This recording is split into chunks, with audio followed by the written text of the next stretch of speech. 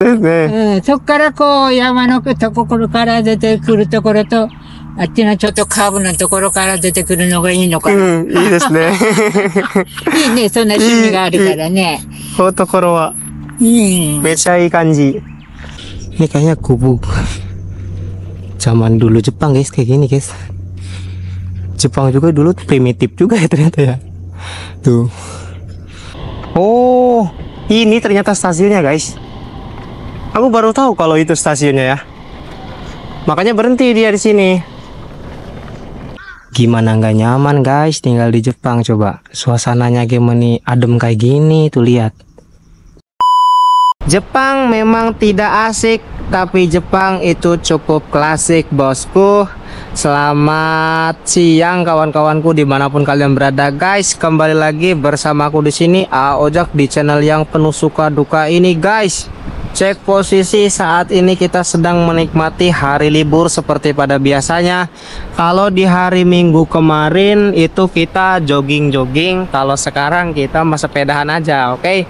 Ini aku udah nyepeda sampai sini sekitar 1 jam. Kita akan explore pelosok-pelosok Jepang lagi bersama Ojak. Ikutin terus vlognya. Oke des. Jadi guys, enaknya tinggal di pelosok Jepang itu ya seperti ini guys nih. Suasananya teh masih asri. Masih banyak pepohonan. Hutan-hutan masih rimbun ya kan. Tuh, di sana gunung, di sana sawah, di tengah-tengah ada kamu. Parah guys, di sini viewsnya bagus banget. Iya, ini satu RT guys. Tuh sini, lihat. Ini satu RT. Cuman ada berapa rumah kita hitung? 1, 2, 3, 4. Itu nyambung 5 guys. Coba di bawah apa bukit gitu kan ya, dengan pepohonan yang sangat tinggi, adem gini guys. Tuh lihat langitnya cerah sekali, mantap. Terus kesini sawah, enak banget kalau tinggal di pelosok Jepang itu. Tapi ngomong-ngomong, ini cuaca hari ini nggak tahu teman-teman ya, tiba-tiba aja cerah, padahal kemarin itu mendung selalu. Tiba-tiba ini hari Minggu cerah sekali guys. Makanya kalau kita tidak manfaatkan untuk jalan-jalan sepedaan ini sangat sayang sekali. Udah mah cerah, ditambah panas ini. Udah mulai panas ini guys. Duh. Nah ini sebelah sini udah hutan-hutan doang ini guys tuh. Pohonnya tinggi-tinggi ya, kayak pohon pinus kayak gitu lah pokoknya mah. Dan rumah-rumahnya teh guysnya di sini tuh kayak apa sih? Rumah zaman dulu banget gitu. Nah ini tuh rumah kosong.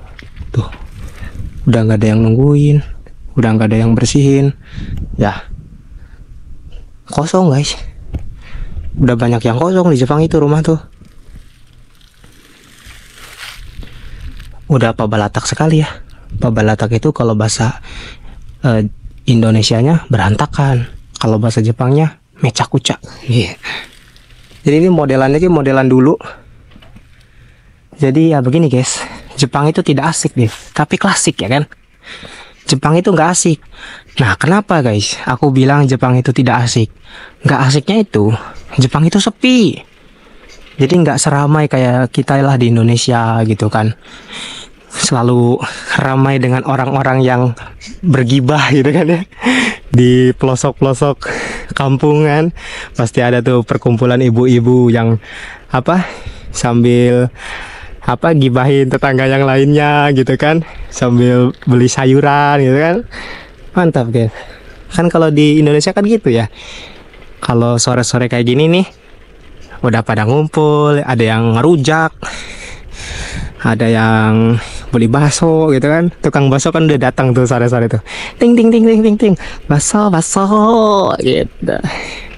Kalau di sini baru ada yang ting ting ting ting. Angel guys di Jepang mah. Makanya Jepang itu menurut aku tidak klasik, tidak asik guys. Jepang itu tidak asik tapi klasik, anjay. Kata-kata hari ini, Jepang itu tidak asik tapi klasik guys. Ngos-ngosan juga guys, kita nyepeda sampai ke sini. Nah guys, ternyata di sini ada seperti danau kayak gini teman-teman.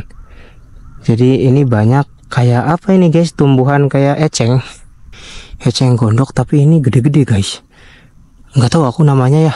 Apa ini guys kalau bahasa Jepangnya ini? Kalian tahu nggak guys ini namanya apa guys? Apakah di Indonesia ada? Soalnya kalau di Indonesia itu banyaknya tuh eceng-eceng gondok tapi kecil-kecil gitu kan. Tapi di sini tidak terlihat seperti ada kehidupan ikan guys. Tidak ada tenggakan-tenggakan ya. Nggak ada kecebak gitu. Nggak ada guys. Ini kita lanjut aja dulu ke depan gitu ya. Tapi ini di balik bukit ini ada apa ya? Coba kita cek dulu guys. Soalnya kalau nggak dicek itu kita penasaran ya. Kita coba panjat.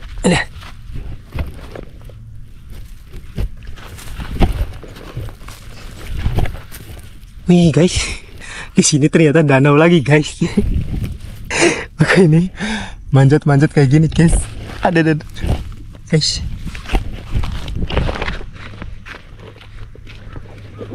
Ternyata ada danau juga di situ. Di balik ini nih guys. Kita kasih itu dulu guys. Ini seperti gubuk ya. Ini kayaknya gubuk zaman dulu Jepang guys, kayak gini guys. Jepang juga dulu primitif juga ya ternyata ya. Tuh. Aku pikir Jepang dari dulu udah canggih gitu. Udah canggih lah, udah keren. Tuh ini ada roda juga ya. Roda buat ngangkut pasir kayak ini. Parah. Kita coba naik ke tadi di balik bukit sana ada danau teman-teman. Gimana nggak nyaman guys tinggal di Jepang, coba suasananya gimana adem kayak gini tuh, lihat ini danaunya guys tuh. Ini tenang kayak gini, suasananya sejuk, coba ya. Gimana orang Jepang nggak hidup damai coba. Di Jepang itu banyak tempat-tempat ya, taman-taman yang dibuat oleh pemerintahan untuk ya dinikmatin oleh warganya kayak gini. Tuh di sana juga ada orang yang lagi motret gitu teman-teman. Gak tahu dia juga lagi ngevlog ya. Aku pun tak tahu.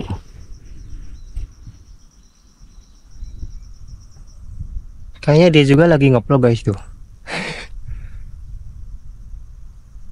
Dan di sini mah damai pisan guys. Tuh. Jauh dari perkotaan ya. Jadi kalian kalau misalkan nanti bisa ke Jepang, mending milih tinggal di kota apa di desa guys, di pelosok kayak gini. Kalau di pelosok itu banyak tempat-tempat seperti ini. Setenang ini teman-teman jalanan di pelosok Jepang ya. Di sebelah kanan kita ini ada rel kereta. Jadi nanti ini kita bisa lihat kereta lewat dari sini. Nah ini jalanan yang bebas, yang bisa kita lewati tanpa ada gangguan apapun. Bisa kalian lihat ya, jalannya bagus ya kan, terus juga cerah, luas gitu kan. Nah di sana itu jalanan raya ya, jalan yang dilewati oleh mobil gitu kan. Sepertinya ada kereta lewat lagi teman-teman. Kita coba lihat dari sini. Karena di sekitaran sini tuh ada stasiun ya. Nah kita lihat keretanya dari sini nih. Wah itu keretanya datang guys tuh. Kita lebih dekat. Aku senang kalau lihat kereta lewat guys. Tuh keretanya lewat guys. Oh ini stasiunnya guys. Tuh. Jadi ini stasiun Hasugaike. Oh, ini ternyata stasiunnya guys. Aku baru tahu kalau itu stasiunnya ya. Makanya berhenti dia di sini. Jadi memang stasiun-stasiun di Jepang itu, apalagi yang di pelosok-pelosok desa kayak gini ya, itu stasiunnya itu ya kecil teman-teman, kayak cuman tempat buat pemberhentian aja gitu. Jadi bukan stasiun besar, makanya nggak kelihatan kayak stasiun ya. Ini kita bisa dilihatin dari dalam ini sama orang-orang yang naik kereta. Tuh bocah lagi ngapain katanya? Lagi ngevlog, Bu. Kenapa, Bu?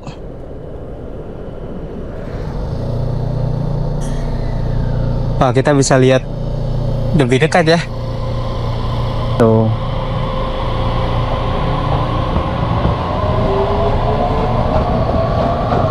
Tuh guys, itu stasiunnya. Stasiunnya lihat kecil banget kan? Ini stasiun Hasugaike. Wah, kayaknya kita kalau dari sini nggak bisa ya guys ya. Kita kalau mau naik harus dari seberang sana, dari sebelah sana. Jadi kayak cuman tempat beli apa? Tiketnya di situ gitu. Nah guys, ternyata petani-petani di Jepang itu kalau ngairin sawah itu mereka pakai alatnya seperti ini guys. Jadi dia dibuat mudah ya, jadi ini bisa dibuka ditutup gitu kan. Kalau mau ngairin tinggal buka gitu kan, kalau nutup ya tinggal ditutup gitu kan ya. Kalau di Indonesia itu kakek aku kan petani ya, jadi kalau mau ngairin sawah itu ya pada rebutan air gitu kan. Airnya kan dari sungai gitu, dari irigasi kecil lah gitu kan. Jadi kayak ngebongkar-bongkarin galang dulu gitu kan ya. Galangan-galangan tuh dibongkarin biar airnya masuk gitu. Ntar kalau misalkan mau selesai nih, tutup lagi gitu kan, tanahnya tuh, galangannya tuh ditutup lagi, dibenerin lagi. Jadi ribet gitu kan ya. Ternyata orang Jepang ini mereka membuatnya dengan sangat mudah gitu. Tapi ini nggak tahu air dari sungai atau air boran gitu kan ya. Tentu kalau misalkan ngebor sendiri ya, itu kan pakainya ya pakai alat gitu kan, dan pakai listrik tentunya, pasti berbayar kan. Masa ngairin sawah ini kan banyak, tentu teman-teman pasti kan butuh biaya besar ya. Tentunya kalau misalkan airnya itu ya pakai listrik, itu kan air yang berbayar lah. Tapi kayaknya sih ini air dari sungai, tapi nggak tahu ini cara nyedotnya seperti apa. Apakah di bawah sini ada gorong-gorong ya? Karena orang Jepang itu mereka sering banget membuat kayak gorong-gorong untuk air tuh di bawah tanah gitu kan. Karena sungainya juga deket teman-teman di situ tuh. Jadi nggak jauh ya. Itu ada jembatan tadi yang kita lewat. Tuh di situ juga jembatannya. Jadi sungainya nggak jauh gitu kan. Kita mampir dulu sebentar di sini teman-teman. Kita nyore sambil nunggu kereta lewat guys. Jadi ini biar kita bisa lebih dekat ya, melihat kereta gitu kan. Ini di pinggiran jalur kereta. Ini jalurnya cuma satu by the way teman-teman ya. Nah ini keretanya lewat ya bentar lagi nih. Tuh. Aku seneng banget BTW nya lihat kereta lewat kayak gini. Nggak tahu kenapa.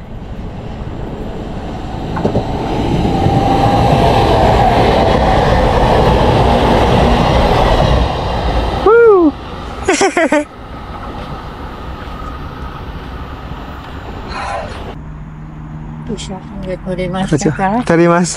ここ人気のあれなんだね。そうよくみんな取りに来るからね。そうですね。うん、そっからこう山のところから出てくるところと、あっちのちょっとカーブのところから出てくるのがいいのかな。いいですね。いいね、そんな趣味があるからね。このところはうん。めちゃいい感じ。私昔ね、もうそれこそ何十年前にね、はい。そういう趣味の人がいて、はいいっぱい写真をもらったのね。ここで。私、鹿児島にいたんですよ。鹿児島。おー。うん。ほいで、ほら、自分が興味がなかったから、はい。あちこち引っ越してる間にどっかでしてたらね、今なればあれ取っとけばよかったと思ああ、そうですか。う。で、え何本も通らないからでもしんどいでしょ？何ですか？何本も汽車が通らないかああ、取らないですかね。ら。うん。でもちゃんと時刻表を調べてくるんだ。はいはいはい。うん。ありがとうございます。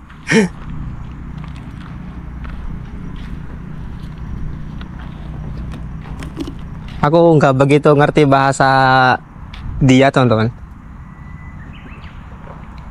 Orang-orang sekitar sini tuh mereka menggunakan bahasa ini ya, bahasa lokal Miyazaki ya. Jadi agak sedikit susah juga. Tapi kalau misalkan kita diajak ngobrol gitu kan sama warga-warga lokal itu sebisa mungkin kita respon gitu kan, respon aja meskipun kadang kita agak lambat gitu untuk memahaminya. Tapi yang aku tangkap tadi, dia itu bilang kayak oh, lagi ngambil foto kah gitu kan di sini. Ini tuh tempat yang terkenal loh di sini gitu kan, banyak orang ngambil foto kereta di sini gitu kan, kereta-kereta lewat kayak gitu. Terus kata aku teh, iya gitu kan, di sini tempat yang bagus ya gitu untuk ngambil foto gitu. Nah ini udah datang lagi keretanya teman-teman. Ini kereta kedua.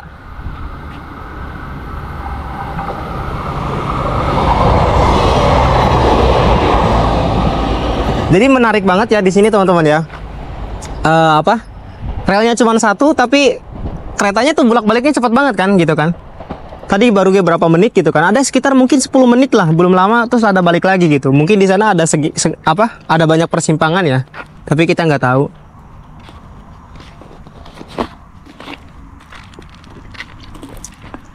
Dulu itu teman-teman ya, sebelum aku pergi ke Jepang, aku pikir Jepang itu negara yang sangat sibuk gitu kan.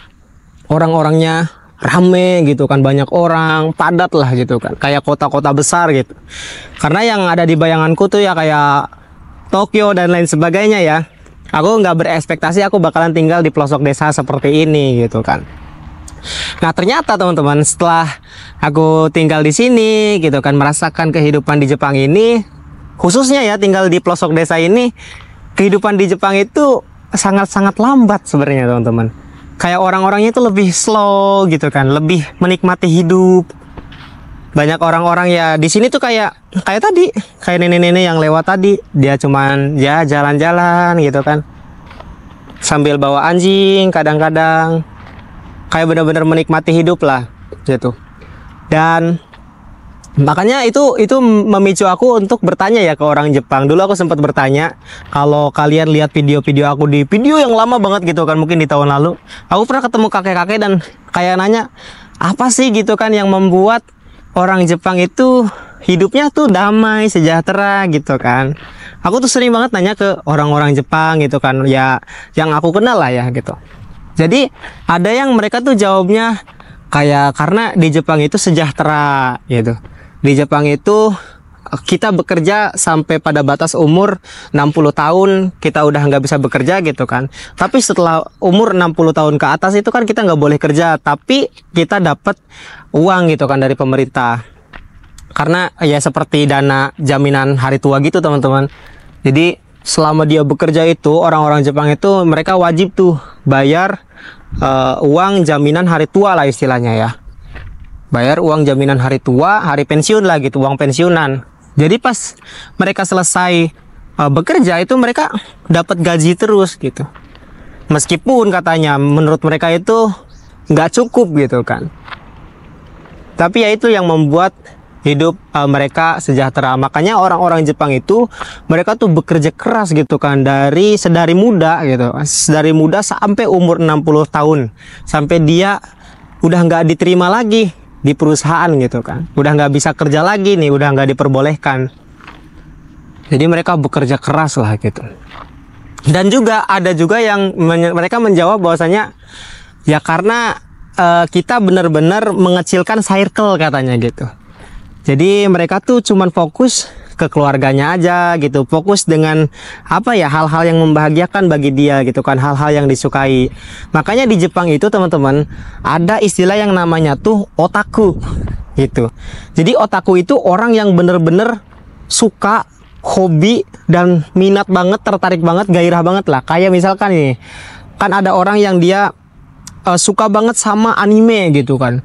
Jadi seluruh hidupnya tuh anime gitu. Dia belajar anime, nonton anime, seneng gitu kan dengan anime-anime yang kayak Gundam gitu kan. Ya kayak misalkan contoh Naruto, sampai punya bajunya, sampai punya apanya gitu, bener-bener lah. Nah di Jepang juga kayak ada nih otaku densha kayak gini nih. Apa ya, jadi dia sangat tertarik dengan kereta gitu kan. Dia suka nonton kereta, foto-foto kereta gitu kan. Sampai dia nungguin kayak gini, kayak aku nih, nungguin kereta lewat gitu kan, karena seneng katanya gitu. Terus ada yang dia suka bola, semua tentang bola kan, kalian juga ada kan ya teman-teman yang kayak gitu ya, yang suka sesuatu hal gitu kan, dan bener-bener menjadi udah kayak hidup kita lah gitu, udah menjadi bagian dari hidup kita. Nah orang Jepang tuh mereka tuh banyak kan yang seperti itu, mencari jati dirinya sendiri gitu kan. Jadi melakukan apa yang dia senang, terus juga dia apa ya, melakukan hal-hal yang membahagiakan lah bagi mereka. Ada yang mereka suka judi, ya judi gitu kan kalau di sini. Dan aku apa ya, kayak sama Maria Masang nih. Maria Masang itu dia sukanya golf. Ya udah, dia pokoknya golf terus, main golf gitu kan. Kalau libur gitu kan. Terus ada lagi yang satunya nih yang kerja sama aku. Dia tuh hobinya tuh itu main judi. Jadi ya udah, kalau dia libur tuh ya judi gitu kan. Kalau hari-hari biasa dia kerja. Terus aku tanya, kalau libur ngapain? Judi katanya, pachinko. Kalau nggak pachinko itu uma, jadi balap kuda gitu. Seperti itu teman-teman.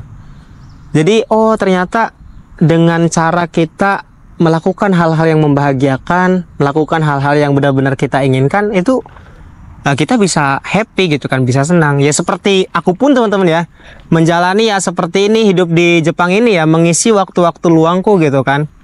Ya dengan ngevlog gitu kan, jalan-jalan ke tempat-tempat yang belum pernah dikunjungi. Dan ini benar-benar ingin banget aku lakukan gitu, bukan demi siapapun, demi apa, nggak ada gitu kan. Jadi aku melakukannya tuh jadi apa ya, happy aja gitu. Mau ada yang nonton, mau enggak, nggak apa-apa gitu kan. Aku seneng dan bahagia melakukannya itu teman-teman. Dan juga teman-teman, seperti yang sudah banyak kita ketahui, bahwa orang-orang di Jepang itu mereka memilih untuk tidak hidup bertetangga ya kan. Kenapa sih bang gitu kan? Kok orang Jepang memilih hidup nggak bertetangga? Padahal kan kalau kita punya tetangga kan enak gitu kan ya.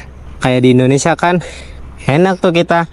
Kalau hajatan ada yang bantuin, ada yang nikahan ada yang bantuin, ada yang masak, ada yang beres-beres dan lain sebagainya, saling bantu-membantu lah. Kalau salah satu ada yang hajatan, bantu. Kemudian juga kalau ada yang meninggal, saling mengantar ke pemakaman dan lain sebagainya. Ada yang tahlilan gitu kan ya. Konnichiwa. Romantis sekali guys. Itu loh, cinta sehidup semati tuh. Romantis, sudah tua, kakek nenek, tapi masih pacaran wae. Gimana sih? Lanjut pembicaraan yang tadi guys. Nah, jadi teman-teman, alasan kenapa orang-orang Jepang itu tidak memilih untuk hidup bertetangga itu karena kebanyakan orang-orang Jepang itu mereka tidak ingin diganggu gitu kan. Gak pengen hidupnya tuh ada yang ikut campur gitu. Dia pengen kayak hidup seperti apa yang dia mau gitu. Pengen ngelakuin apa yang dia suka, pengen pergi ke tempat yang dia suka tanpa ada orang yang mengomentari gitu kan. Jadi memang sih hal ini pun aku rasakan ya setelah aku tinggal di Jepang. Karena di Jepang ini orang-orang itu sangat menjaga privasi satu sama lain gitu kan. Jadi kalau nggak penting-penting banget mah nggak bakal ngobrol. Kayak kita bakalan jarang banget nih orang Jepang tuh ngobrol tuh lama gitu kan. Nggak ada. Jadi kayak nanya kabar sekilas udah gitu kan. Jarang banget gitu kan. Nggak ada lah. Kecuali udah akrab, udah deket banget ya. Nah yang aku rasakan pun ya di sini di Jepang selama 2 tahun ini, hidup tuh kayak lebih bebas. Kita pengen ngapain, pengen pergi kemana gitu. Jadi nggak ada yang ngomentarin kan. Nggak perlu menyesuaikan diri gitu kan. Kayak duh nanti kalau ketemu ini harus gimana gitu. Nanti harus kayak gimana dan lain sebagainya. Konnichiwa. Nggak harus menyesuaikan diri lah gitu kan dengan lingkungan. Karena di sini nggak ada yang kenal, toh nggak ada yang tahu gitu kan. Jadi kayak lebih enjoy perasaan tuh. Memang bener teman-teman. Tapi ya gitu ya, kalau di Jepang ya namanya nggak bertetangga. Jadi mereka kalau misalkan hajatan atau ada acara-acara ya paling acara keluarga gitu kan. Dan di Jepang tuh nggak ada kayak acara hajatan-hajatan gitu teman-teman ya. Paling ada tuh kayak pesta gitu kan, kayak party-party. Ya party pun paling ya sahabat-sahabatnya gitu, teman-teman dekatnya, kayak gitu doang. Nggak semuanya diundang lah gitu. Kalau di kita kan rame ya, seru gitu kan. Satu kampung, bahkan tetangga kampung, bahkan orang yang nggak kenal sekalipun ya diundang gitu kan buat hadir di hajatan, buat dan lain sebagainya. Jadi lebih seru di Indonesia. Makanya Jepang itu tidak asik menurut aku. Tapi Jepang itu klasik teman-teman. Mereka tuh selalu kayak punya apa ya, kayak punya filosofi sendiri lah, bagaimana mereka menjalani kehidupan ini gitu kan. Jadi cukup berbeda dengan di kita. Nah, menurut kalian mendingan punya tetangga apa nggak punya tetangga? Menurut teman-teman semua. Jadi orang Jepang memilih tidak hidup bertetangga tuh ada alasannya. Jadi kata mereka, kalau misalkan kita banyak kenalan, kita punya banyak teman gitu kan, di mana-mana, bukankah itu merepotkan, katanya gitu. Jadi kita harus menyesuaikan. Nanti kalau ketemu kita harus nyapa, kita harus ngobrol, kita harus itu. Jadi ada tuh orang Jepang yang sampai berpikir seperti itu. Ya itu Maruyama Sang tadi. Gitu. Jadi gak semuanya harus dijadikan temanmu gitu. Gak semuanya katanya harus kenal kita juga gitu. Justru katanya lebih leluasa, lebih bebas, nggak ada yang kenal, nggak ada yang tahu katanya, lebih biasa aja, katanya gitu teman-teman. Pemikiran orang Jepang seperti itu ya. Tapi itu cukup jadi pelajaran buat aku pribadi gitu. Nah, kita tetap punya prinsip bahwasanya ya kita mah ya harus baik sama semua orang gitu kan. Memang benar ya, nggak semuanya harus jadi teman kita, nggak semuanya harus mendukung kita, nggak semua orang tuh harus ada di pihak kita gitu kan. Gak apa-apa gitu kan. Jadi ya yang sedang-sedang saja lah.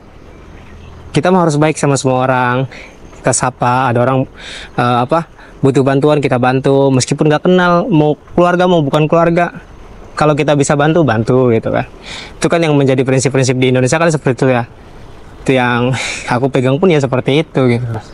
Kayak bapak aku tuh selalu ngomong, entah kamu tinggal di mana, suatu hari nanti kamu hidup di mana, yang paling penting kalau kamu bisa bantu orang, bantu, kayak gitu. Bantu tuh bisa dengan, bukan cuma dengan materi ya katanya, dengan tenaga, dengan ilmu, dengan apa yang kamu bisa, bantu gitu kan. Itu yang sampai detik ini pun terus aku pegang gitu kan. Jadi itu peninggalan dari almarhum bapak ya teman-teman ya. Jadi kurang lebih seperti itulah kehidupan di Jepang ini.